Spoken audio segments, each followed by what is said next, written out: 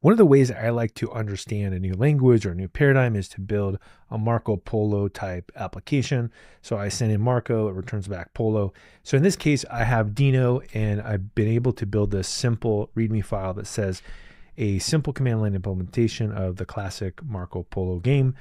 You can see the technical features. I'm going to use Deno 2.3 or greater, and then I'm going to use this Deno standard in is terminal. So a few of the things here that we're going to do is we're going to first chmod it so it can run.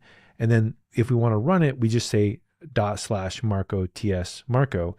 And then you can see I can pipe commands, etc. And then finally, I'm able to actually run this with wrong inputs as well. So let's go ahead and try this out.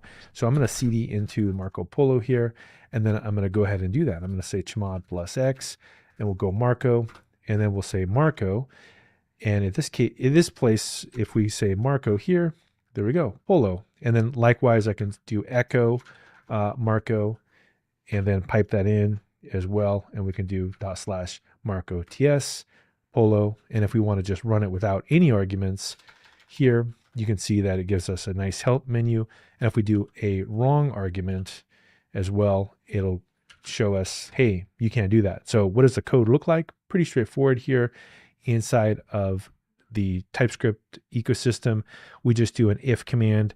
We process that command line input here, and then we do a console.log statement as well. So basically, it's a loop that starts and it processes things as it goes through the loop. And if it matches the thing it's looking for in the first if statement, we'll go ahead and we'll print this. Otherwise, it will print out Marco. So pretty small, actually.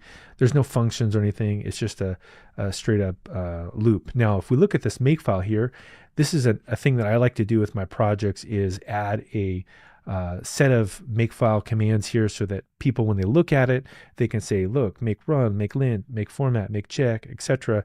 And all those commands here are going to be available. So we can see one by one what they do. So let's go ahead and do this. Let's go ahead and run these commands. So if we type in make help, for example, look at this. We've got all these different commands that we can do.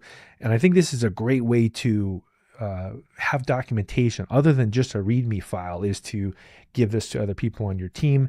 And in this case, we're going to say, go ahead and make lint. Look at that. It worked. If we say make format, this would format our code. If we say make check, this would go ahead and check our code.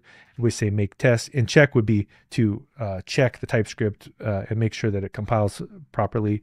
And if we go ahead and we say make test here, if there was tests, it would go through and run them. And then the one that I really like is make compile, which is pretty cool, which will allow us to build out inside of this dist directory standalone executable. And now if we do this, check this out. If we do Marco, boom, Polo.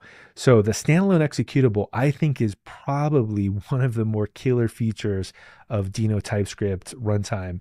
And the fact that they used Rust to build this all together is really an amazing experience. And this Hello World Marco Polo shows